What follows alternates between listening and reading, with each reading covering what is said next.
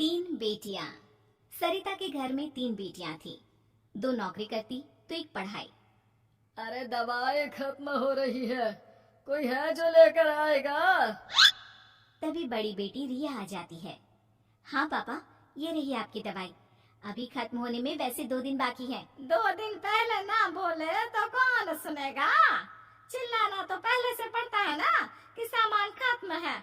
अच्छा जल्दी से छोटी चाय बना दे दीदी के लिए।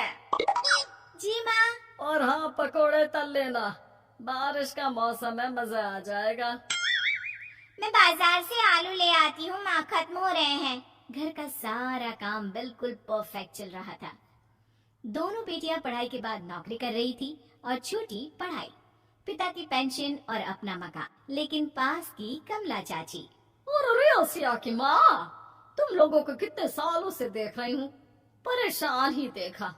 भगवान एक बेटा दे देता तो। अब किसी जन्म का कर्म खराब रहा होगा चाची, जो लड़का नहीं हुआ। वैसे काश एक लड़का हो जाता। पास छोटी बैठकर पढ़ रही थी। वो माँ की बात सुनकर किताब बंद कर देती है और खिड़की में खड़ी हो जाती है। खिड़की के बाहर रवि, जो कि पास ही में रहता है। अरे छुटकी, क्या सारा दिन किताब में नजर गड़ाई रहती है?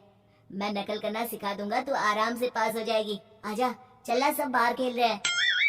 तू तो लड़का है, फिर पढ़ता क्यों नहीं? तेरे सर पर तो माँ पिता की जिम्मेदारी भी है ना। कैसी बात कर रही है यार, जिम्मेदारी मेरी नहीं पिता की है। पिता की क्या जिम्मेदारी, बता। देख, माता पिता लड़की की शादी के लिए पैसा जमा करते हैं, उसकी शादी कराते हैं, उसे पढ़ाते भी है ना? हाँ, वो तो सभी माता पिता करते हैं। क्या लड़की की शादी नहीं करते? उसकी भी तो करते हैं ना? हाँ करते हैं, लेकिन क्यों, कैसे? सुन, वो लड़के को पढ़ाते हैं इसलिए कि वो बुढ़ापे का सहारा बनेगा। शादी करते हैं कि उसकी बीवी आकर घर संभालेगी। लेकिन बेटियों के लिए कोई स्वार्थ होता है? नहीं ना। तभी तो पैदा होते ही मुंह बन जाता है। अब तू सोच, तू किसी के घर जाए और वो तुझे देखकर मुंह बना ले तो कैसा लगेगा? वो तो पागल होते हैं। बेटियां जीवन भर माँ बाप के लिए सोच ले, लेकिन फिर भी वो उसे अपना नहीं मानते। बेटे दिन रात निखट्टू बने रहे, लेकिन उम्मीद उन लोगों से फिर भी बहुत होती है ना? चल छोड़ना, तू ये बता कि किस जिम्मेदारी की बात कर रहा था तू पिता की? अरे यही कि अगर बेटे को बुढ़ापे का सहारा और रिटर्न के रूप में देख रहे हैं तो इन्वेस्ट भी तो अच्छा करना चाहिए ना। छुटकी समझ जाती है कि समाज की सोच क्या है और चाहे जो हो जाए उसे किताब बंद नहीं करनी। तभी वहाँ बड़ी बेटी आ जाती है। माँ, अरे ओ माँ, ये ले मिठाई खा ले। क्या हो गया, लड़का पसंद आ गया क्या कोई?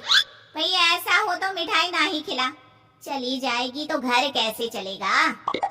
अरे लड़की को क्या जीवन भर बिठाने का इरादा है? तू बता बेटी, किस चीज की मिठाई खिला रही है, क्या हो गया? अरे पापा, आपको पता है ना, जिस डॉक्टर के अंडर में मैं काम कर रही थी, उन लोगों ने मेरे काम को देखते हुए मेरी स्कॉलरशिप पास करवा दी है। अब अस्पताल में ही क्लास चला करेगी, आगे की पढ़ाई भी और पैसे की कमाई भी। ये तो अच्छी बात है। तू पढ़ जाएगी तो छोटे को भी अपनी राह लगा लेना, बाकी मछली तो वैसे ही ऑलराउंडर है। तीनों बेटियों के बाद भी उन लोगों के घर किसी चीज की कमी नहीं थी। पापा ये लीजिए कार की चाबी, मैंने आपके लिए कार ली है। अब आप कहीं भी जाएं तो अपनी कार से जाइएगा। अरे क्या जरूरत थी, जितना खर्च करोगी दहेज मांगने वालों के मुंह भी उतने ही खुल जाएंगे। तो हम दीदी की शादी ऐसे घर में करेंगे ही नहीं जहाँ शादी के लिए पैसे मांगने की जरूरत हो। अरे जो खुद खड़ा नहीं होगा वो हम लोगों के कंधे में क्यों शादी करेगा? क्यों पापा? अरे शादी में तो दहेज मैंने भी लिया था, तो क्या मैं तेरी माँ के कंधे पर हूँ? खुद की पेंशन है, बेटियां कमा रही हैं, मजे हैं। बस एक मलाल है कि बेटा नहीं हुआ। पापा, जब आपने बोला कि मजे हैं, मैं तभी समझ गई थी कि अगली लाइन में आप यही बोलेंगे कि मलाल है। कोई बात नहीं पापा, फिलहाल आप ये कार लेकर घुमाओ। माँ तुम भी जाओ पापा के साथ। दोनों पति पत्नी बेटी की दी गई गिफ्ट कार में बैठकर घूमने निकल रहे थे कि पड़ोसी बोल पड़ता है। अरे भाई साहब, नहीं कार, यहाँ तो साइकिल भी बेचने की नौबत है। नजर ना लगाइए भाई साहब, जीवन में कार का सपना पूरा होना हम लोगों के लिए तो बहुत बड़ी बात है। हाँ हाँ, लाखों की कार हम हजारों की कमाई वालों के लिए कहाँ मुमकिन थी, ऊपर से तब जब कोई बेटा भी नहीं है। वैसे भाई साहब, आपकी साइकिल बिक क्यों रही है? भगवान की दुआ से तो आपके 4 लड़के हैं। हाँ हाँ, आपको तो हेलीकॉप्टर से घूमना चाहिए। और खाक हेलीकॉप्टर भाई साहब, अब क्या छुपाना, 2 लड़के तो कुछ कमाते ही नहीं, सारा दिन टीवी मोबाइल में लगे रहते हैं। और बड़े 2 जो किसी तरह जिम्मेदार बने भी हैं, बहू के कहने पर 1 पैसा हम लोगों को नहीं देते। ना इज्जत है ना मान सम्मान। हाँ भाई साहब, भाभी बता रही थी, बहू के होते हुए भी नौकरानी की तरह सारा दिन लगी रहती है घर के कामों में। आप किस्मत वाले हैं भाई साहब, जो बेटियां घर के साथ साथ बाहर का काम भी पूरी जिम्मेदारी से संभाल रही हैं। हाँ वो तो है, लेकिन कब तक? एक ना एक दिन तो ससुराल निकल जाएंगी, फिर तो वही हम दोनों और वही पेंशन। आप लोग भी कौन सा संजीवनी बूटी खाकर आए हैं? चलिए चलिए जाइए, नई कार का मजा लीजिए। अच्छा ऐसा करते हैं, मेरी बहन के घर चलते हैं, काफी वक्त हो गया है मिले। दोनों बहन के घर जाते हैं, जहाँ उसकी बहन और उसका पति बैठकर चाय पी रहे होते हैं। अरे भाई भाभी, आज रास्ता कैसे भूल गए आप लोग? अरे हम तो फिर भी भूल गए, तुम तो कभी नहीं आते हमारे घर। अरे कोई आने का साधन भी नहीं है ना, अब बस से आना हम लोगों के बस की बात तो रही नहीं भाई। अरे दे दे, 2 कार थी आप लोगों की, कहाँ गई?